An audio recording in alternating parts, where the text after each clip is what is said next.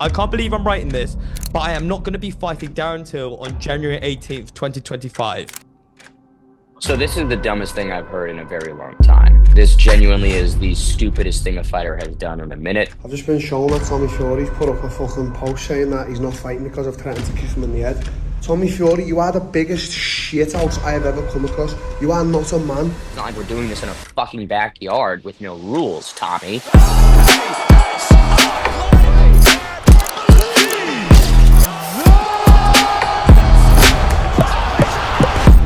Ladies and gentlemen, hello and welcome back to Misfits News, giving you the latest and greatest in the world of crossover combat. I'm your host, as always, Ben the Bane Davis. But before we can get into all of these unreal developments with X Series 20 and the like, we got to take it to the world's best co-host, Biel. Biel, how are you, sir?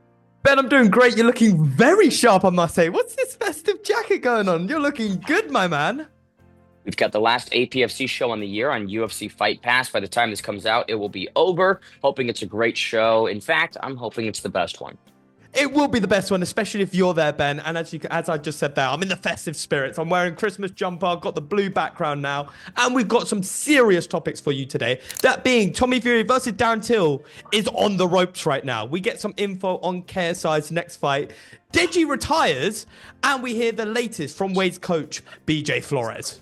Man, but before we get into all of those updates, Biel, I think we should take a second and give a big thank you to the community, MAMS, the Small Council, for nominating Misfits News for, I think, what, Media Outlet of the Year? Media Source of the Year? What was it? Yeah, I believe it was the Media Outlet of the Year. Top 4. Yeah. Top 4. We're not winning, gang. We are very aware that we are not winning. It's going to be between Fred and Wade. And everyone that was nominated did a fantastic job. I think they also had Rill and Wills was the other member that was up for grabs.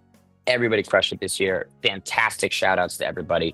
And we appreciate the nomination. But that battle will be contested between Wade and Fred. 58 episodes in. I mean, it took us a year to get on there. And I'm very proud of the team. Very proud of yourself, Ben. I think it's been a journey. It's been a ride. So many guests we've had on. So many great moments as well. And it looks like I might have to bribe Mams Taylor for a win here. However, obviously the headline we need to speak about today is Tommy Fury and Darren Till.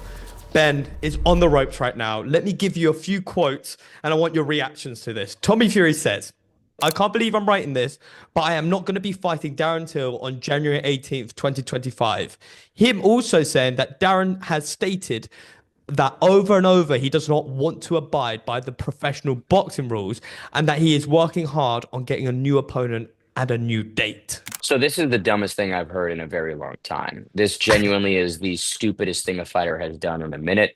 I don't really get why Tommy Fury is pulling out, withdrawing, removing himself from this contest. It's a hometown fight for him in Manchester in the Co-op Arena against a guy who has, let's face it, never boxed before in Darren Till. That one debut he had was a bit of a sham. So he has every advantage on paper. And for him to sit there and go, yeah, let me believe the shit talk and promotion that Darren Till has been employing and leverage that as a reason to pull out.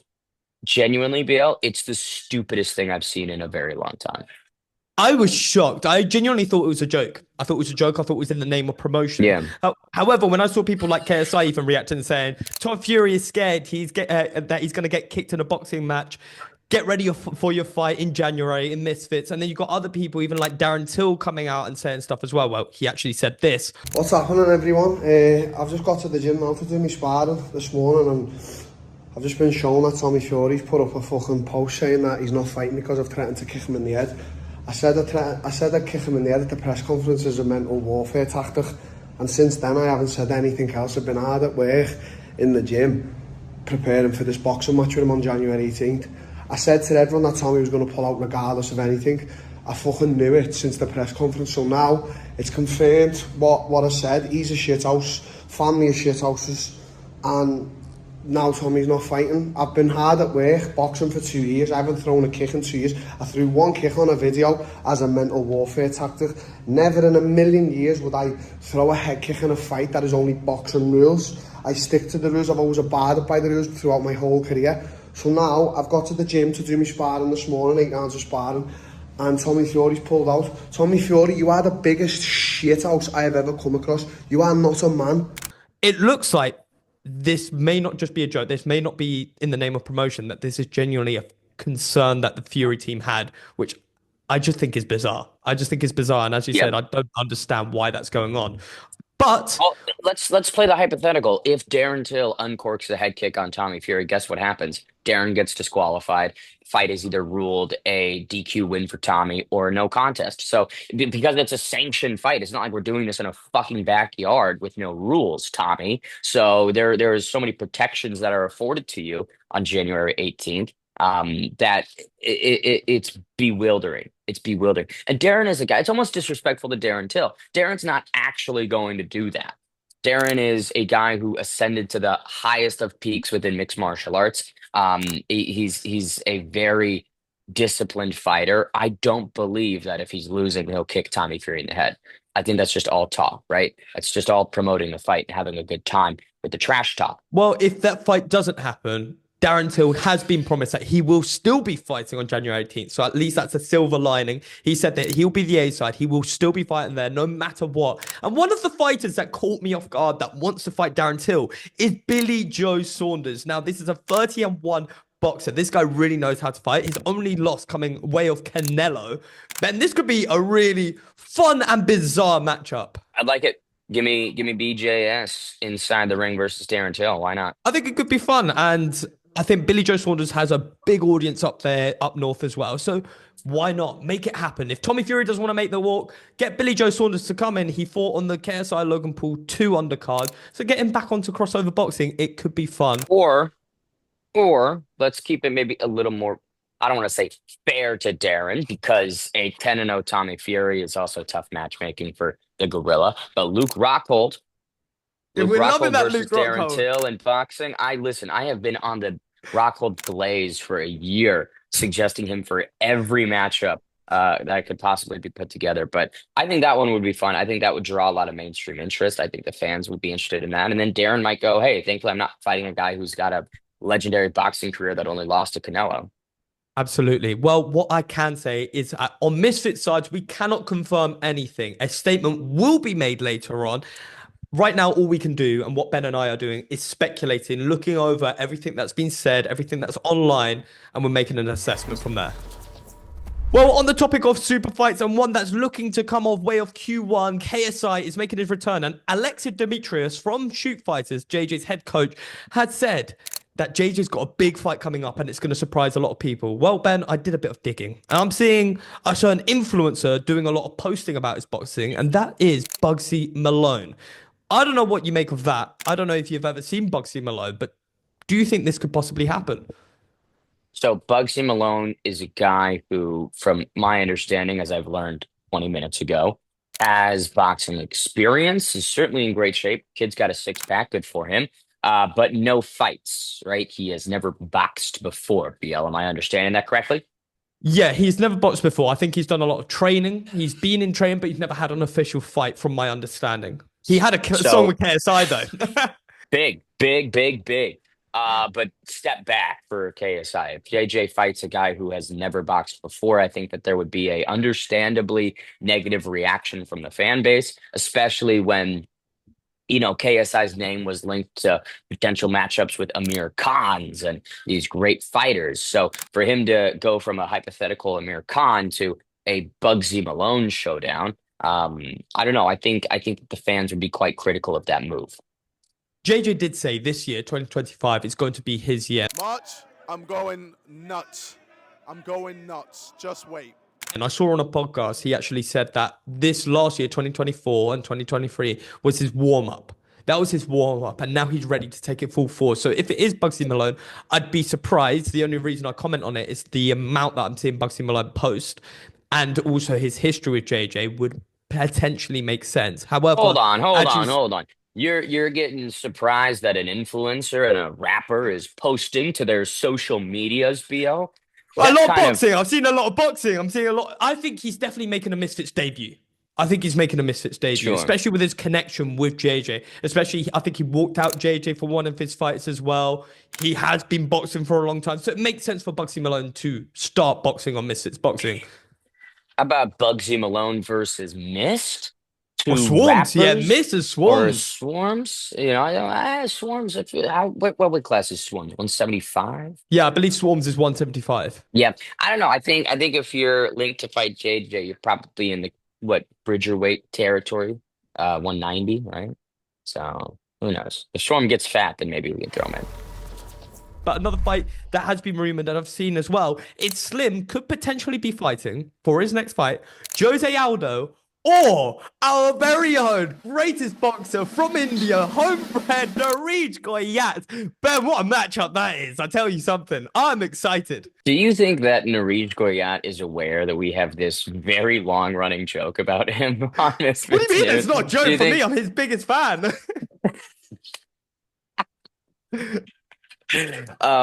Those are both two very different opponents, right? Jose Aldo, former UFC featherweight kingpin, would be an interesting matchup for Slim. I think that, with all due respect to Slim, Jose would probably be able to get through that one quite effectively. Nareej Goyat's a different type of beast for Slim. I think that there could be some opportunity, but Niraj, what he showed against Winderson was a lot of volume, and to me, I think there were a lot of opportunities to capitalize on the reach that Winderson didn't take that maybe Slim could step in and embrace. So we'll see. I'm going to tell you something. If that fight happens, I'm going to have to lean towards Nareej Goyat. I think this is the toughest challenge that Slim will ever take in his career. And if he can overcome this, he may be considered one of India's greatest prospects.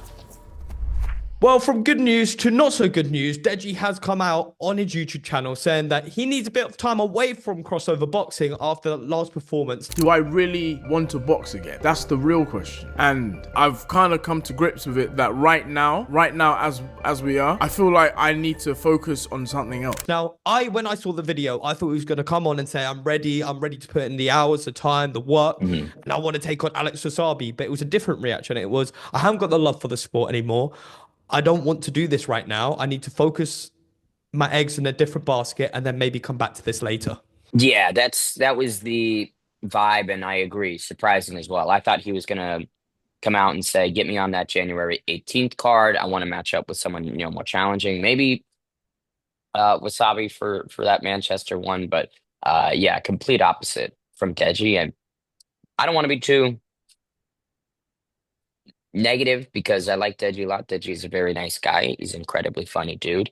But this is a bit disappointing. And I think that anybody in the scene, if they had expectations of Deji, like you yourself thinking, hey, he's going to jump back in and embrace this, because he just had a break and then he fought a guy who's 0-5. So now taking another break is a move that tells me he's not interested in boxing and not passionate about it. And I don't think that you can be as to 1 foot in, 1 foot out, right? I think he either needs to really step up and embrace this and give it his full dedication, or not at all. So I think that might have been the last time we saw Deji against Dawood Savage, and let's just call a spade a spade. It was a disappointing performance for Deji, and not really the way that you want to end a career. But if that's that, then hey, he made that walk, fought Floyd. That's what it is.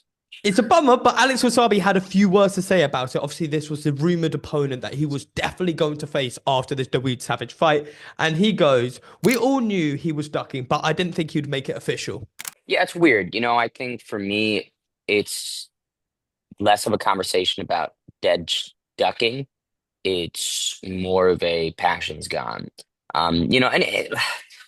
Granted, like, he should have fought Alex Wasabi probably in this return instead of a Dawood Savage. I don't think you get a tune-up after you fight Floyd Mayweather, But it's I don't know if I can say ducking necessarily. It's confusing that he's not fighting Alex Wasabi, but he's just not interested in boxing. Yeah. I don't think, right? Like, that's the bigger thing. And so for fans, if they want to conflate his lack of interest with ducking, more power to him, but that's just not how I view it. Deji doesn't need to box as well. A lot of these people don't need to box. A lot of boxers go into boxing because they need to do it for their family, or whether it's the area they're in, they need to protect themselves. Deji's very talented. He has a lot of things going for him, whether it's YouTube, whether it's doing stuff with the sidemen, whether he's doing business opportunities as well. He has a lot of money. He doesn't need to box. So therefore, as we've said multiple times now, if he doesn't want to box, then don't do it.